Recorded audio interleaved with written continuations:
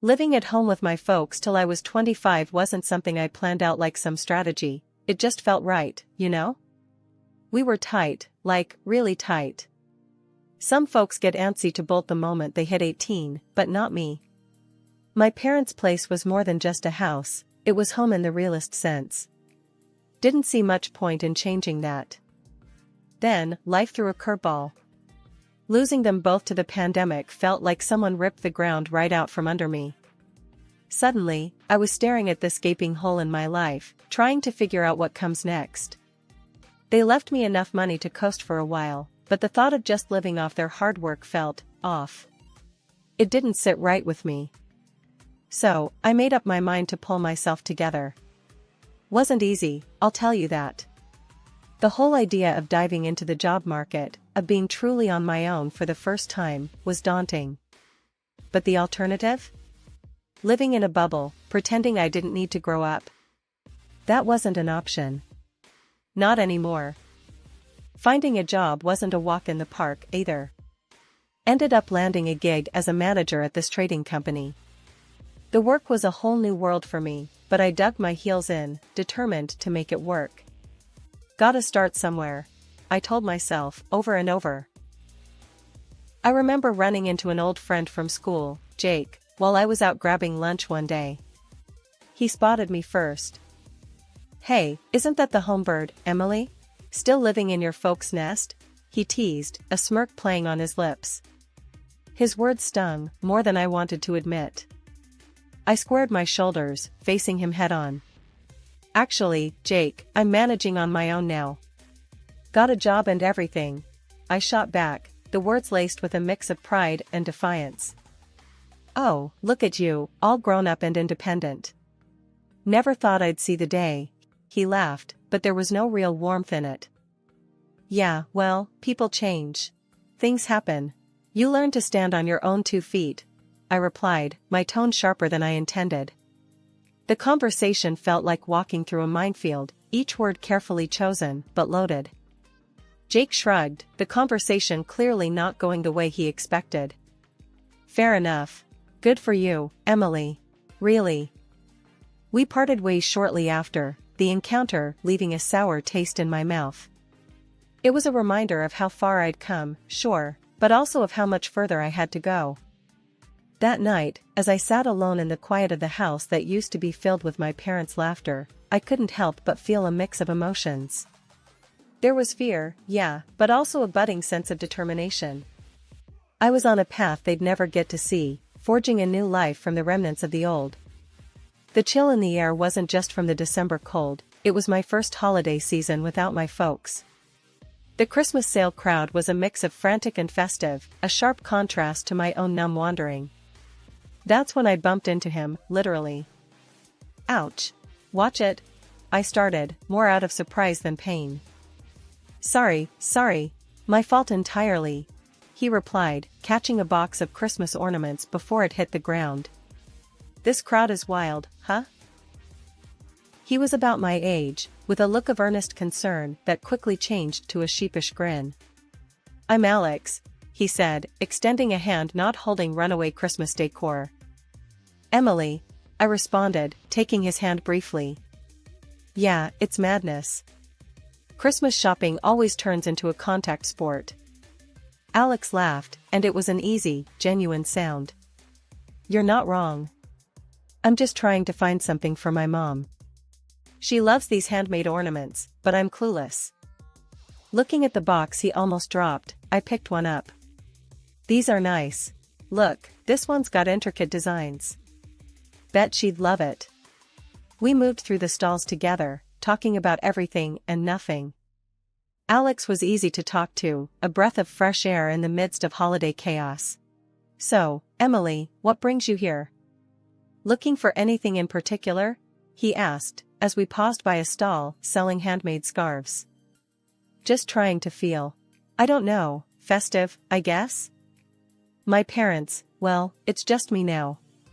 Holidays feel different," I confessed, surprised at my own honesty. Alex's expression softened. "I get that. Holidays, they can be tough. But hey, we find new ways to make them ours, right? Yeah, right. I agreed, finding comfort in his understanding.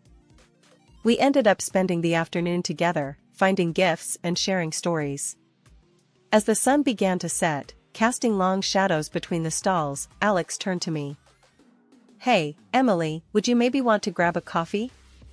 As a thank you for helping me survive this shopping ordeal and, well, for the company, he suggested, hopeful but clearly trying to play it cool. I thought about it. My instinct was to retreat, to go back to my quiet, solitary world. But something about Alex, his easy kindness, and his understanding, made me want to say yes. Sure, Alex. I'd like that. Coffee sounds perfect, I replied, feeling a spark of something warm in the cold evening air. As we walked toward the nearest cafe, I couldn't help but think that maybe, just maybe, this Christmas would mark the beginning of something new. Not just surviving, but maybe starting to live again. A couple of months down the line, Alex decided it was high time I met his folks. I was a bundle of nerves, hoping to make a good impression. Their welcome was polite, but I could feel the chill through their smiles. We were barely through the door when the questioning started. It was like stepping into the ring, except I wasn't prepared for this kind of bout. So, dear, Alex tells us you lost your parents recently. That must have been tough, his mom began, her tone soft but probing. Yeah, it was a rough patch. Still is, sometimes, I admitted, fidgeting with the hem of my shirt. The conversation felt too personal, too soon. And what about work? Alex mentioned you're in trading? How's that treating you? His dad chimed in, his curiosity not quite matching the warmth supposed to accompany such questions. It's going good. Keeps me on my toes, I responded, trying to keep the unease out of my voice. Must be quite the lucrative field, eh? What kind of figures are we talking about? His mom's question hit me like a cold splash, too forward, too soon. I glanced at Alex, hoping he'd throw me a lifeline. The look on my face must have said it all, because he quickly jumped in. Mom, Dad, come on, let's not grill her about money. That's not important, Alex said, his tone firm yet respectful. I could have hugged him right then. Despite his intervention, the evening carried an undercurrent of unease. After we left, I couldn't shake the feeling that I hadn't measured up to their expectations. In the car, the silence was heavy until I couldn't take it anymore. Alex, do you think your parents didn't like me? The words tumbled out, laced with worry. Alex took my hand, giving it a reassuring squeeze. Hey, don't worry about it. They're just protective, you know? Give it some time. They'll see how amazing you are, just like I do. His words were meant to comfort, and a part of me wanted to believe them. But the doubt lingered, a shadow on what should have been a straightforward step forward in our relationship. Settling into married life at my place was like a dream for the first 6 months. Me and Alex, we were in our little bubble of happiness. Sure, his mom, Mrs. Thompson, didn't exactly warm up to me, always poking at my cooking, my cleaning, even how I dressed. But since they lived a good drive away, those jabs were few and far between. We managed. Then one evening, Alex came home looking like he'd lost his best friend. Babe, I've got to head out of town for work. 2 whole months, he said, barely meeting my eyes. My heart sank. 2 months? That's ages, Alex. What about us? He ran a hand through his hair, stress written all over his face. I know. It's the last thing I want, but I don't have a choice. And there's more, my mom's in the hospital. Heart problems. Hearing that about Mrs. Thompson, despite our rocky relationship, I couldn't help but feel worried. Oh, Alex, I'm so sorry. Is she okay? They're not sure yet. She might need surgery, he replied, his voice cracking a bit. Without a second thought, I said, I'll look after her while you're gone. She'll need someone, right? Alex looked at me, a mix of surprise and gratitude in his eyes. You'd do that? After everything? I nodded. Of course. She's your mom. The next day, I took a day off and headed to his parents' place. Mrs. Thompson was already home from the clinic, looking frail, but stubborn as ever. "Emily, what are you doing here?" she asked, eyeing me like I might steal the silver. "I'm here to help out. Alex is worried about you," I said, trying to keep my voice steady. She huffed, settling back into her chair. "Well, I don't need babysitting, especially not by you." I bit back a sharper reply. "I know you don't. But I'm here to help, with cooking, cleaning, whatever you need." Mrs. Thompson squinted at me, as if trying to figure out my angle. "Fine. But I like my meals on time and my house spotless. And don't think you can dress like a slob here." I forced a smile. "Understood." Those weeks turned into a trial by fire. I cooked, cleaned, and did my best to keep things running smoothly, all under Mrs. Thompson's critical eye. Every dish I made was either too salty or too bland, every room I cleaned missed some speck of dust only she could see. One evening, as I was scrubbing the kitchen counter for what felt like the 10th time, she walked in, watching me like a hawk. "You missed a spot," she said, pointing to a corner so far back it would require me to grow an extra arm to reach it without moving everything off the counter. "Mrs. Thompson, I'm doing the best I can," I said, my patience wearing thin. She snorted. "Clearly, your best isn't good enough." I took a deep breath, counting to 10 in my head. Alex was counting on me, and I wasn't about to let him down, no matter how much his mother pushed my buttons. "Is there anything else you need before I go to bed?" I asked, keeping my tone polite. "Just make sure you're up early to start breakfast. And try not to burn the eggs this time," she replied, turning on her heel and leaving me to my thoughts. Life at my in-laws became more of a boot camp than a recovery ward pretty fast. Every day, it was like waking up to a new list of demands from my mother-in-law. And every evening, I juggled my job and her endless requests that just piled up, one on top of the other. "Can you fetch me the remote?" "It's just there on the coffee table," Mrs. Thompson would say, pointing at an object mere inches from her hand. The first few times, I didn't mind. But then, it became a routine, her asking for things she clearly could get herself. Cooking dinner turned into a tactical mission, trying to remember all of her dietary whims. "I only eat organic greens, you know. And the chicken needs to be cooked just so," she'd instruct, her voice carrying that tone that said any deviation would be unacceptable. Evenings, the only time I could catch my breath, were hijacked by the blaring TV. Mr. Thompson had a thing for action movies, the louder, the better. There I was, exhausted, trying to find some peace, but instead, getting a front row seat to explosions and car chases. "You know, Emily, ever since you married my son, my health has just gone downhill," Mrs. Thompson threw at me one evening, out of nowhere. Her words stung, especially since I was bending over backward, trying to make her life easier. I tried to keep my cool, but it was getting tougher. "I'm really trying my best here, Mrs. Thompson. I don't see how my being with your son is causing your health issues." Her lips pursed into a thin line, clearly displeased. "Well, if you can't see it, I'm not sure how much help you are here." I was at my wit's end, dreaming of my own bed, my own kitchen, my sanctuary. But then, Alex called. "Babe, I'm so sorry, but I'm stuck here for another 2 months. The project's just not wrapping up as we expected." Hearing his voice, tired and strained, I wanted to be strong, to not add to his stress. "It's okay, Alex. We'll manage somehow," I said, trying to sound more confident than I felt. "Are you sure? Mom's not giving you a hard time, is she?" he asked, worry creeping into his voice.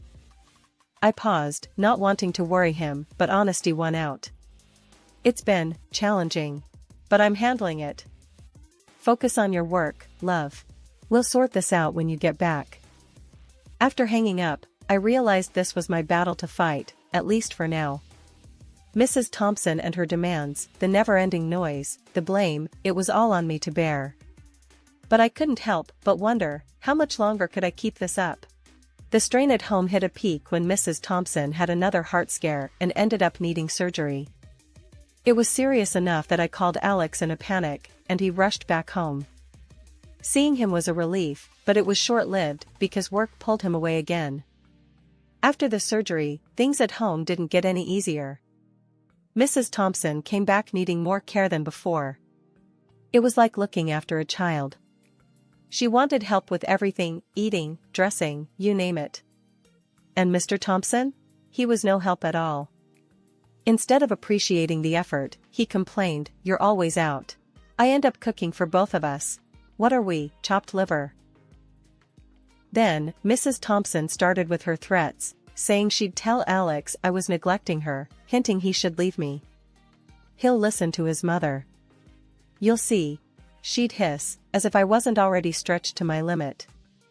My patience was wearing thin, like an old pair of jeans about to tear at the seams.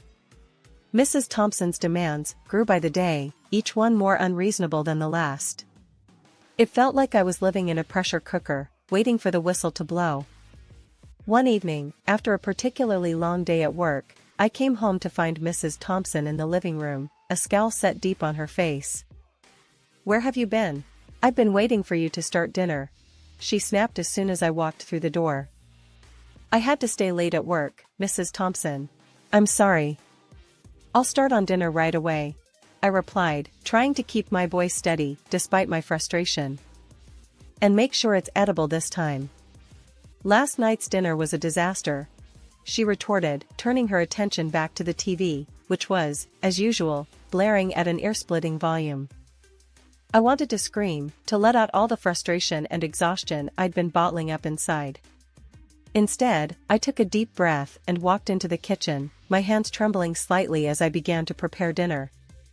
2 weeks passed like that, and my obnoxious ward should have fully recovered by now. However, Mrs. Thompson remained weak. One day I got off work early. I was tiptoeing into the house, hoping for a quiet afternoon, but what I found was anything but. There was my mother-in-law, lively as can be, chattering away on the phone like she was at some high tea party. Yeah, I've got her wrapped around my finger. Just a little act here and there, and she jumps. Does everything for me. Even the little things I can do myself, she boasted to her friend, her laughter echoing off the walls. I stood there, frozen, key still in hand. The realization hit me like a truck. All this time, her needing help, her pain, a good chunk of it was just an act. A manipulative play to have me wait on her hand and foot. The anger bubbled up inside me, hot and fierce. I stepped into the room, unable to hold back. "Really, now? Is that how it is? Putting on a show so I do more for you?" I confronted her, my voice hard, the words tumbling out. She turned, the phone still clutched to her ear, her face a mix of shock and guilt. For a moment, she looked like she was caught in the headlights, then, quick as a flash, her demeanor changed. "Oh, you're home. Look at the time," she said into the phone, brushing off our confrontation like it was nothing. But it wasn't nothing. This was a game changer. I realized then that no matter what I did, it would never be enough. Not because I wasn't doing it right, but because the goalposts were always moving. "I can't believe you," I finally said, the disappointment heavy in my voice. "I've been breaking my back for you, and this is how you repay me? By lying? By manipulating?" Her response was cold, calculated. "I'm just making sure you're doing your part. After all, you married into this family. It's your duty." I didn't want to fight, but I couldn't let this go. "I've had it, Mrs. Thompson. I'm leaving this house," I said, my resolve hardening. Before I knew it, she was on her feet, fury in her steps as she snatched my phone from the kitchen counter. She stormed outside, and I followed, only to watch in disbelief as she threw it under the car, smashing it. "Let's see you call for help now," she sneered, her actions betraying her desperation. I felt a mix of anger and sadness, not just for the phone, but for the sheer breakdown of respect. I started gathering my things, determined to leave. But she wasn't done. She followed, throwing my clothes and personal items out after me, shouting insults that stung deeper than the cold air. "You're nothing. You don't deserve to be part of this family." I was outside, picking up my things, and trying to hold back tears when Alex arrived. The sight of his car was both a relief and a harbinger of the confrontation to come. "What's going on here?" Alex demanded, his eyes darting between his mother standing at the doorway and me, a mess on the driveway. "She's crazy, Alex. She's been lying about how sick she is. And now this." I gestured to the scattered belongings and my destroyed phone. His gaze shifted to his mother, searching for a denial that didn't come. "Mom? Is this true?" Mrs. Thompson's facade crumbled, but her defiance didn't. "She was never good enough for you, never good enough for our family." Walking into his parents' house, Alex was a storm dressed in human skin. His face was set, his jaw tight, ready to confront the hurricane his parents had brewed. "I can't believe what I've been hearing and seeing. How could you?" Alex started, his voice heavy with disappointment and anger. His mom, Mrs. Thompson, shot back. "Oh, now you're going to believe her over your own mother? She's turned you against us, filled your head with lies." "That's enough, Mom." Alex's voice cut through her accusations like a knife. "I've seen the videos. I've heard the recordings. I've heard enough of your words about her. There's no denying what you've done." The color drained from Mrs. Thompson's face as realization sank in. Her bravado faltered, her usual sharp tongue suddenly heavy in her mouth. "And you," Alex turned to his father, "you just stood by?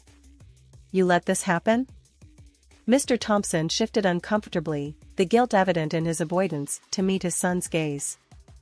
Alex continued, his disappointment unwavering. "Did you know that she sold her parents' house to pay for your wife's operation? Because the insurance wouldn't cover it all? We were planning to build a new house, a place where we could all live together. But not anymore." The room went silent, the weight of Alex's words pressing down on everyone. Mrs. Thompson, tears streaming down her face, reached out. "Please, I didn't know. I can change. We can forget all this happened." But Alex was resolute. "It's too late for that. You've shown us who you really are. We're done here. I'm done." Mr. Thompson, realizing the magnitude of their loss, turned to his wife with a look of betrayal. "You foolish woman. You've ruined everything." As Alex and I walked out to the car, the finality of the situation settled in. We were leaving behind more than just a house, we were severing ties with a part of our lives that had turned toxic. Sitting in the car, about to start a new chapter, Alex took my hand. "I'm sorry it had to be this way. But we're going to start fresh, just the two of us." I nodded, feeling a mix of relief and sorrow. "Together," I affirmed, squeezing his hand back. We drove off, leaving behind the chaos, ready to build a new life on our terms, grounded in truth and respect, away from the shadows of manipulation and deceit.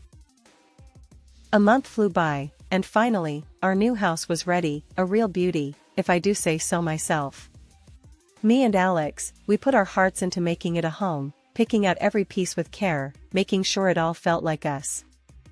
We hadn't spoken to his folks since that day.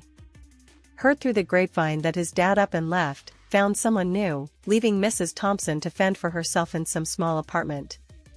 She tried reaching out, wanted to patch things up, but for us, that ship had sailed.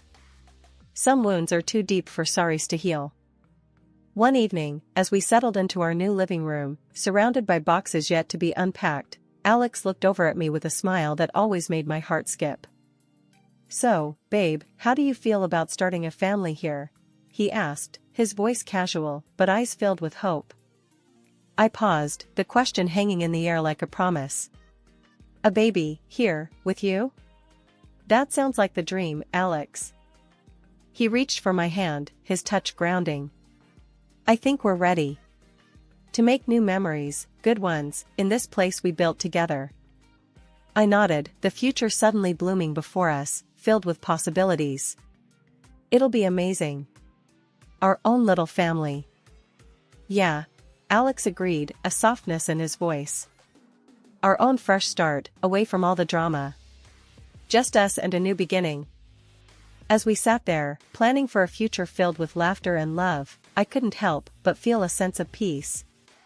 Despite the rocky road that led us here, we were building something beautiful on our own terms.